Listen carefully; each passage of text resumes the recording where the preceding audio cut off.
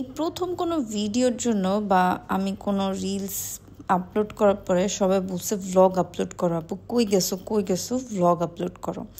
এই ভিডিওটা নিয়ে একটা রিলস বানাইছিলাম, এইটা দেখে সবাই বলছে ভ্লগ আপলোড করো। এটা হচ্ছে দুবাইয়ে ওয়াফি মলে আয়া ইউনিভার্সে যাওয়ার জন্য আপনাকে 135 দিরহাম খরচ করতে হবে।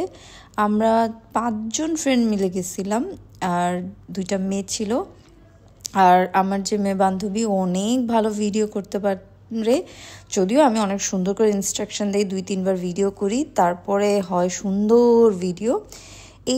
এই আয়ার ভিতরে 11টা সেকশন আছে, এরকম অ্যাভাটারের মতো থিম। এক একটা জায়গায় এক এক রকম থিম, এক একটা জায়গায় সাউন্ড, একটা জায়গায় অনেক সুন্দর সুন্দর লাইট। এগুলা দেখতে এত ভালো লাগে, মনে হয় আপনি অন্য একটা পৃথিবীতে চলে আসছেন।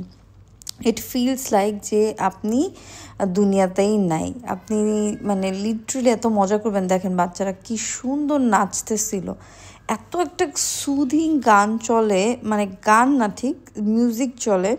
তো মিউজিকটাতে না আপনার কাছে মনে হবে না বেশি জোরে চলতেছে না অনেক আস্তে চলতেছে, একদম পারফেক্ট কানের জন্য একদম পারফেক্ট একটা সাউন্ড চলে। এটা নিয়ে আমি 2-3টা ব্লগ করব, কারণ এত বড় মানে ভিডিও হয়ে গেছিল, 9-10 মিনিটের ভিডিও। তো কারা কারা দেখতে চান 9-10 মিনিটের ভিডিও, নাকি দেখতে চান এই যে ছোট ছোট 2-3 মিনিটের ভিডিও? আর এই জায়গাটা আমার কাছে খুবই ভালো লাগছে। আমি এই জায়গাটায় যেতে চাইতেছিলাম প্রায় 6 মাস ধরে। আমার বান্ধবীর মনে আমি 3 মাস ধরে বলতেছিলাম চলো যাই চলো যাই চলো যাই, আমাদের আসলে ছুটি মিলতেছিল না। অনেকে আবার আমার ভিডিও বা রিলস দেখে বলে আপনি তো অনেক ঘুরেন। না ভাই, আমি অনেক ঘুরি না। আমি ঈদের 3 দিন ছুটি 4 দিন ছুটি পেয়েছিলাম।